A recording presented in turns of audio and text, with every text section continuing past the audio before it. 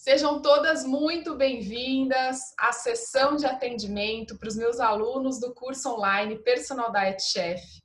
Hoje eu vou falar sobre diabetes, resistência insulínica e todas as consequências, como que a gente consegue desenvolver essa doença, né, o diabetes do tipo 2, e o que a gente tem que fazer para cuidar, para melhorar e também para prevenir o aparecimento desta enfermidade. Então vamos lá, primeiro de tudo, né, o que é o diabetes? O diabetes nada mais é do que o excesso de glicose, que é aquele açúcar no sangue, entre aspas, na forma livre.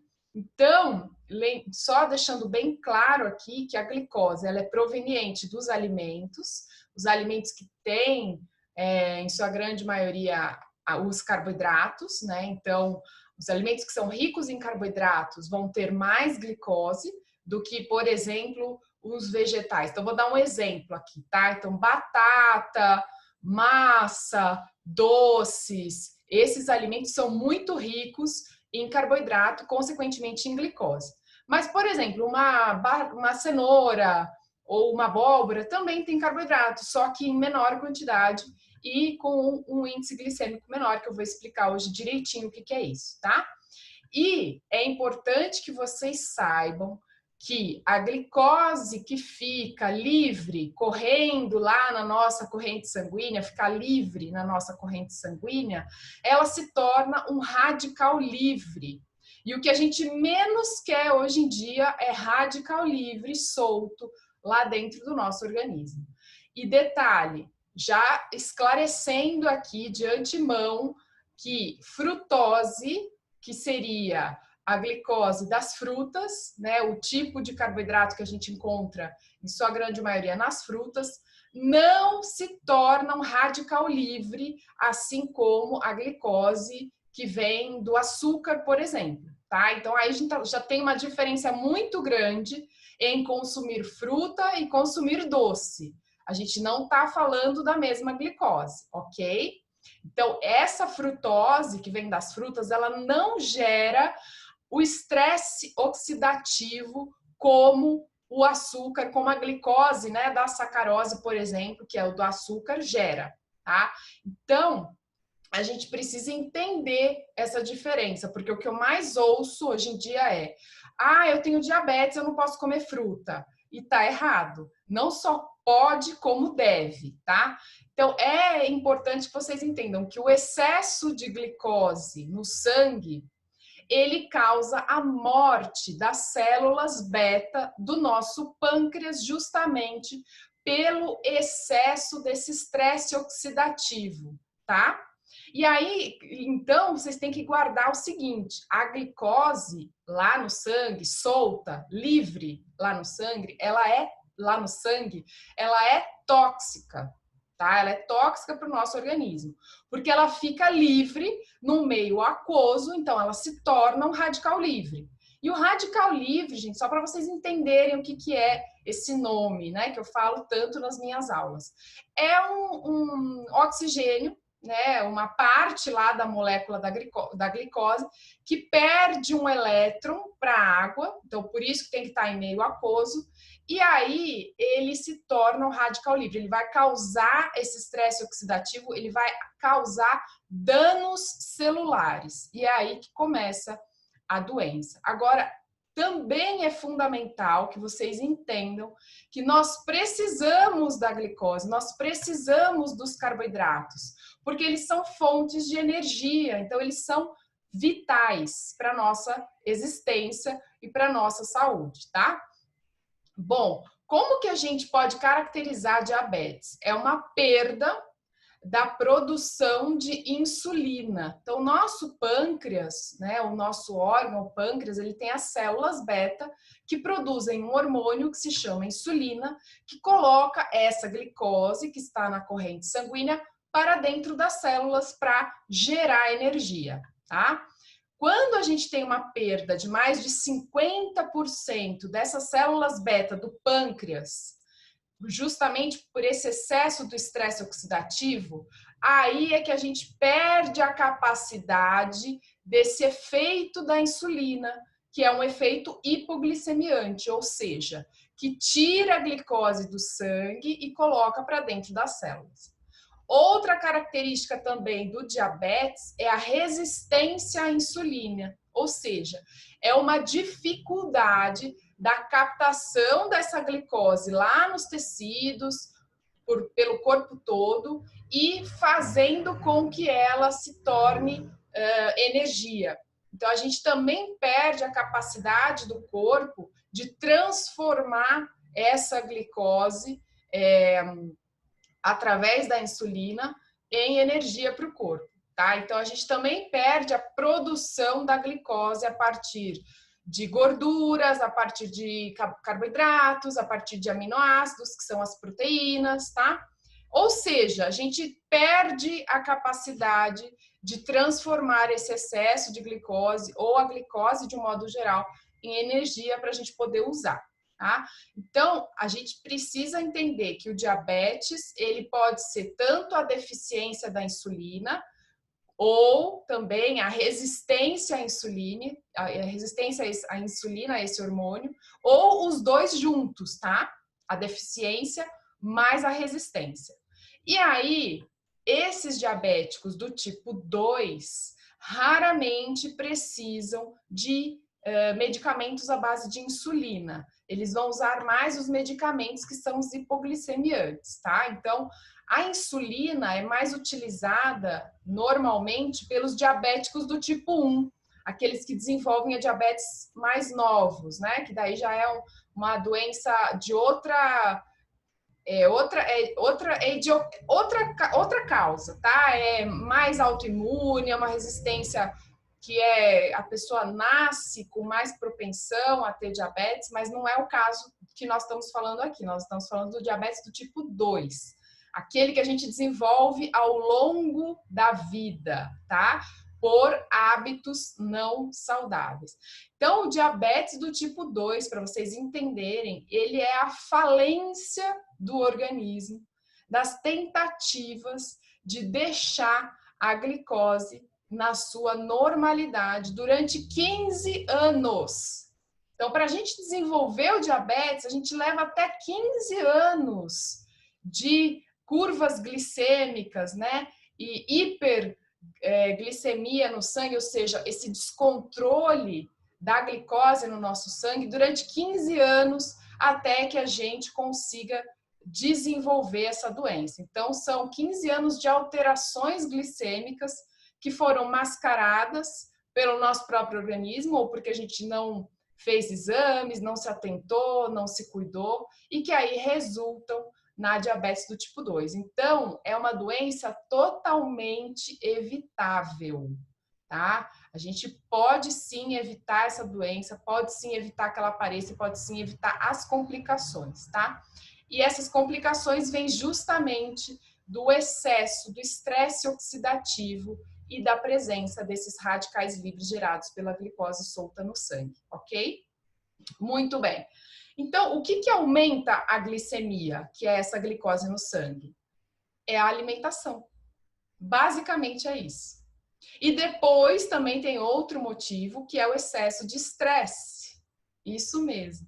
Então, as pessoas que são muito estressadas, que têm um trabalho muito estressante ou uma vida muito estressante, então, que sentem muita angústia, que têm estresses de um modo geral, elas também podem aumentar a glicemia, tá? Porque os hormônios do estresse, e aí a gente pode entender como cortisol e adrenalina, que é o hormônio ou da fuga ou do ataque, eles também têm esse poder de aumentar a glicemia no nosso sangue, aumentar a glicose no nosso sangue. Por quê? Imaginem vocês quando éramos homens das cavernas lá e tínhamos que caçar a nossa comida, tínhamos que coletar a nossa comida, mas de repente a gente se dava de cara com um tigre, uma cobra, e a gente tinha ou que fugir ou que atacar para nos defendermos. Então, esse mecanismo,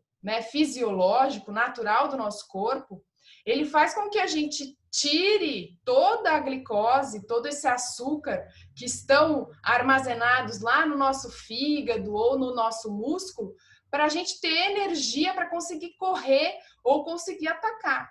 Só que hoje em dia o nosso estresse não é mais um tigre, não é mais uma cobra, e sim o estresse diário, né? De tudo isso que estamos vivendo, inclusive hoje em dia, da pressão do trabalho, da pressão da família, enfim, existem vários tipos de estresse hoje em dia que são bem diferentes do que a gente tinha quando éramos homens das cavernas. Isso é só para explicar para vocês que quando estamos estressados também aumentamos a nossa glicemia, tá? E o que reduz a glicose no sangue? O que reduz o açúcar no sangue? A privação alimentar. Então, quando comemos pouco ou quando fazemos jejum prolongado, por exemplo, tá? Ou o exercício físico, né? Então, o exercício físico também tem essa capacidade de retirar a glicose da corrente sanguínea, tá? A gente também pode entender como os hormônios, a insulina, ela é um hormônio que retira essa glicose do sangue, tá? Bom, então, a gente precisa entender aqui que depois de um certo tempo, se a gente continua a cultivar a diabetes, muito provavelmente aparecerão outras doenças. E aí a gente vai desenvolver a síndrome metabólica, que algumas de vocês aqui têm, que é o quê? É o diabetes associado a 2 ou mais fatores, a 2 ou mais ou 2 ou mais doenças. Então, por exemplo, a glicemia alterada, que seria o diabetes, o colesterol, a pressão alta, tá? Então, por exemplo, quem tem pressão alta, colesterol alto e diabetes ou resistência insulínica já tem uma síndrome metabólica, que é muito perigoso, gente, porque pode ser fatal, tá? É muito e acaba com a qualidade de vida da pessoa. Então, assim, mulheres que têm uma circunferência abdominal, ou seja, pega uma fita métrica e mede a sua circunferência abdominal na altura do umbigo. Se tiver maior ou igual a 80 centímetros, já é um fator que predispõe à síndrome metabólica. Se a sua glicemia de jejum estiver maior que 100, também já é um fator que predispõe à síndrome metabólica. Pressão arterial, tá? Quem já tem pressão alta, outro fator. E quem tem HDL baixo, que seria o colesterol bom, e o LDL alto ou VLDL alto, também, ou triglicerídeos alto, também são fatores que colaboram para o aparecimento da síndrome metabólica. Tá? Como que a gente trata, então, né? Os diabetes do tipo 1 com insulina, então são insulino dependentes, porque eles já não têm mais nada de células beta no pâncreas para produzir insulina, mas os dos diabetes do tipo 2, basicamente com medicamentos hipoglicemiantes orais, que a gente chama, que é, por exemplo, a metformina, o glifage, são esses mais conhecidos, né? Que são os remédios. Mas o tratamento da diabetes é só tomar o remédio? Não. Principalmente é mudança de estilo de vida. E aí a gente precisa entender, quando a gente pensa em diabetes, a gente pensa logo em, não posso comer açúcar, né? Então vamos entender direitinho o que é o carboidrato, quais são os carboidratos que podem ser consumidos, quais não.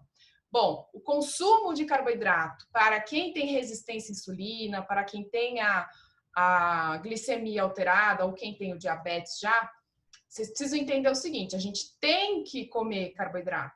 Vocês viram no começo da aula, que eu falei que a gente precisa do carboidrato, a gente precisa dessa fonte de energia para desempenharmos todas as nossas funções diárias, pensar, falar, trabalhar, né?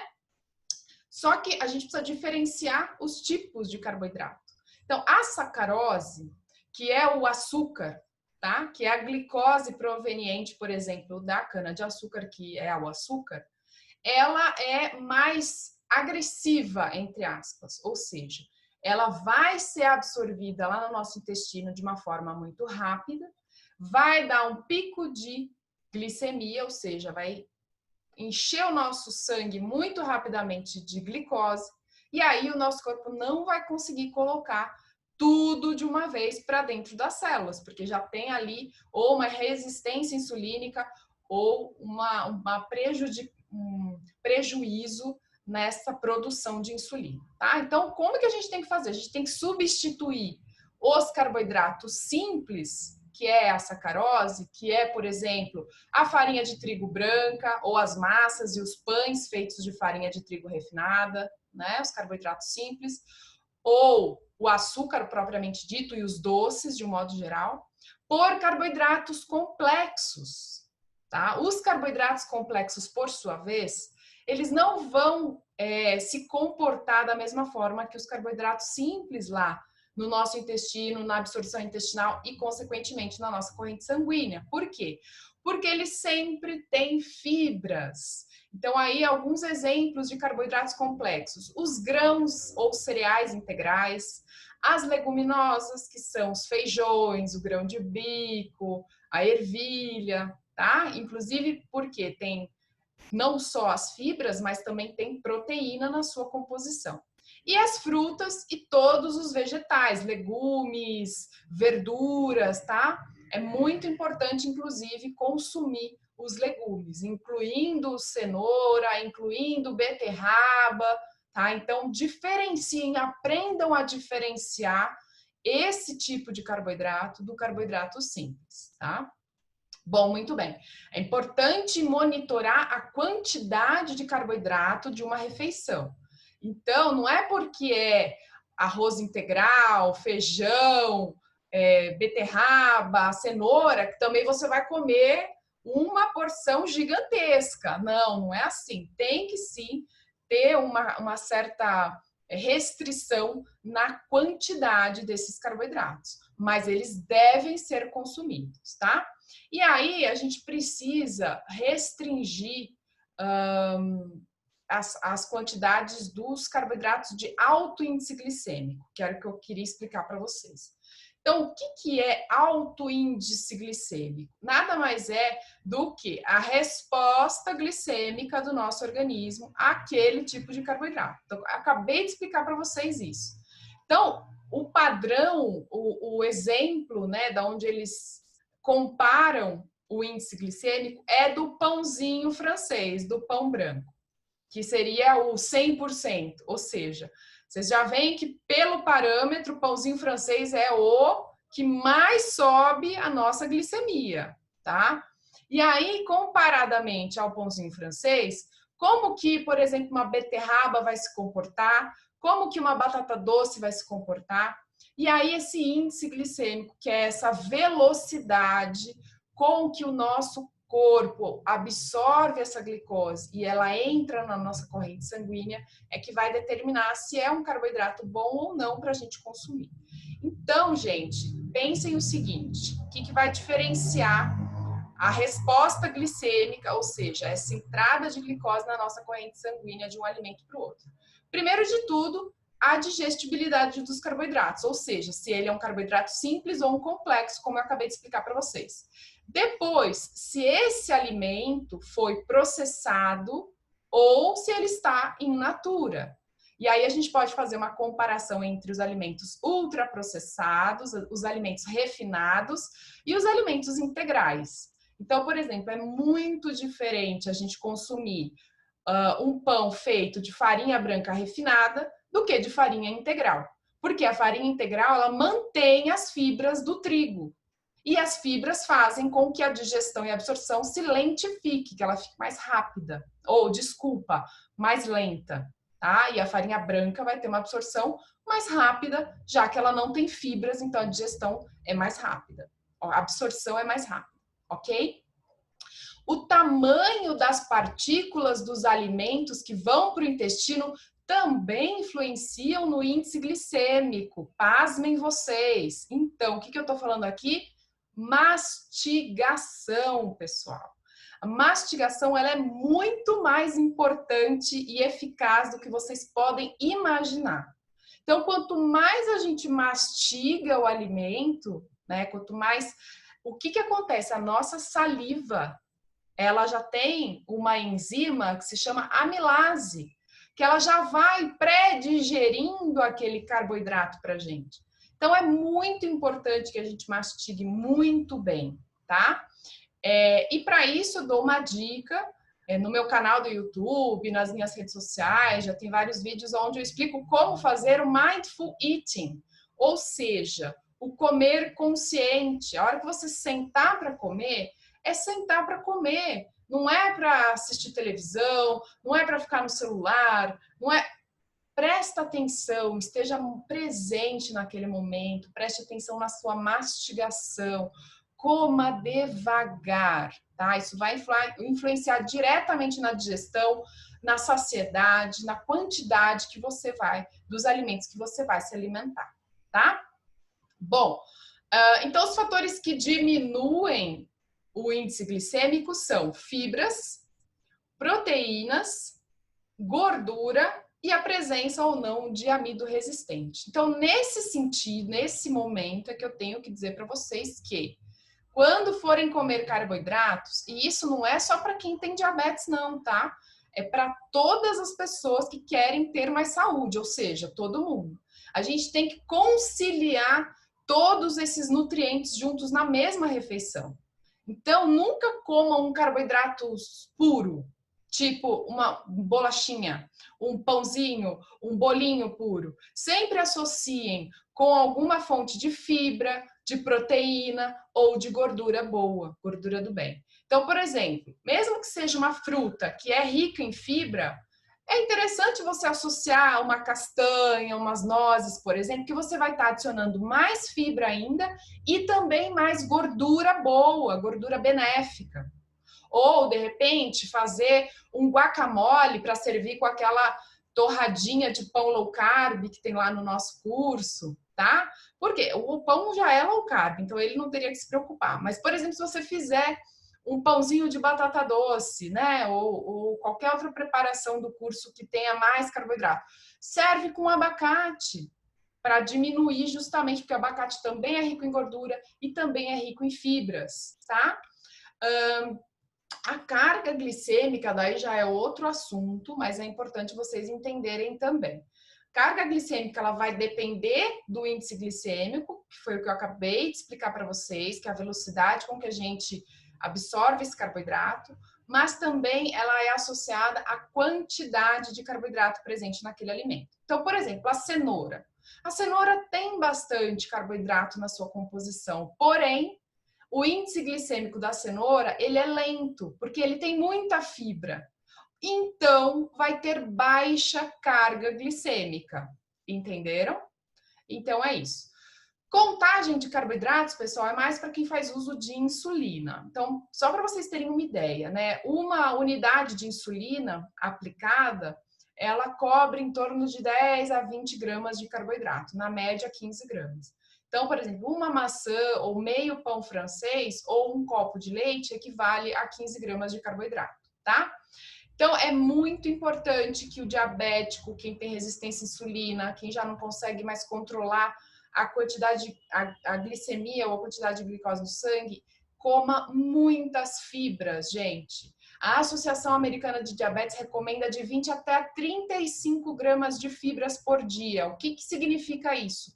Mais de 400 gramas de hortaliças, ou seja, verduras, legumes, frutas por dia, tá? 5 porções de 80 gramas por dia de hortaliças são recomendadas para quem tem este problema, ok? Que é justamente as fibras que vão fazer o controle glicêmico, o controle dessa glicose no nosso organismo. Álcool, bebida alcoólica pode? Não. Bebida alcoólica para diabéticos é proibido praticamente, tá? Porque o álcool, ele é um açúcar. E, além disso, ele atrapalha o metabolismo da glicose lá no nosso fígado, ok? Então, algumas dicas muito práticas para vocês colocarem no dia a dia de vocês. Mantenha a mesma quantidade de alimento todos os dias, tá? Então, é importante ter uma estabilidade da glicemia, dessa quantidade de glicose no sangue. Então, não façam aquelas coisas de fazer um exagero e depois no dia seguinte fazer jejum.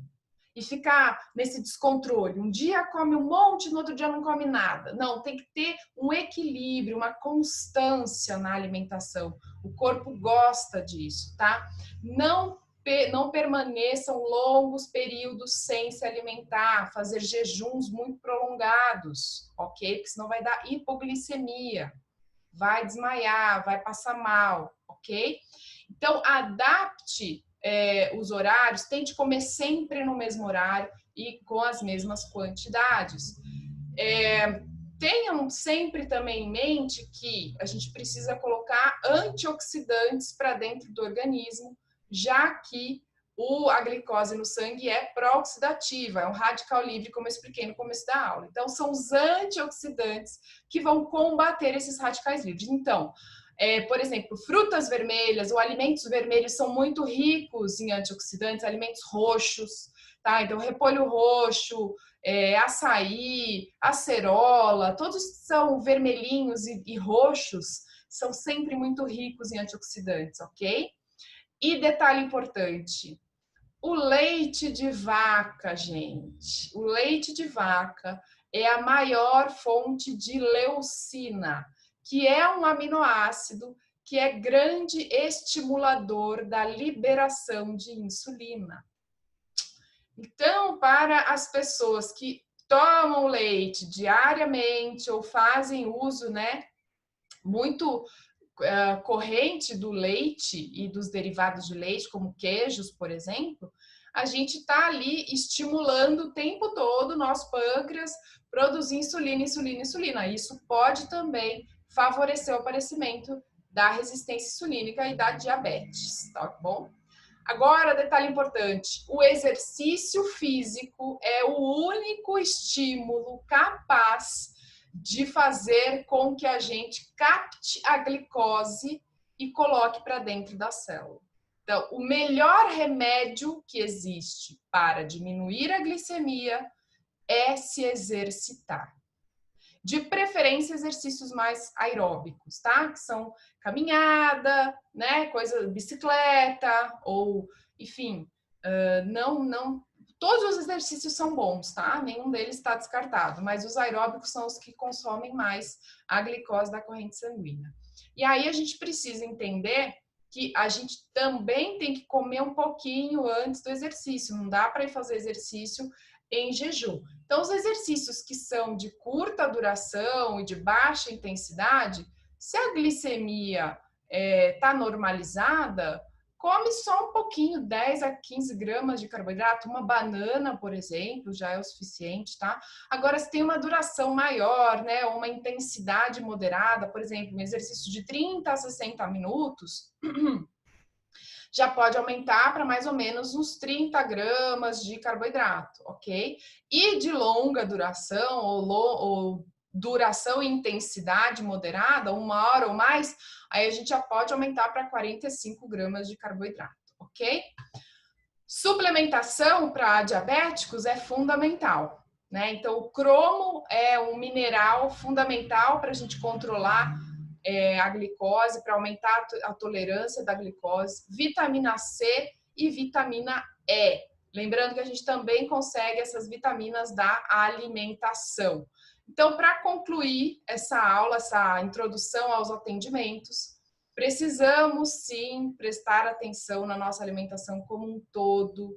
Precisamos ter essa ideia de que carboidrato não é vilão, mas sim escolher melhor os carboidratos, dar preferência para os carboidratos complexos, que são aqueles dos alimentos in natura, tá?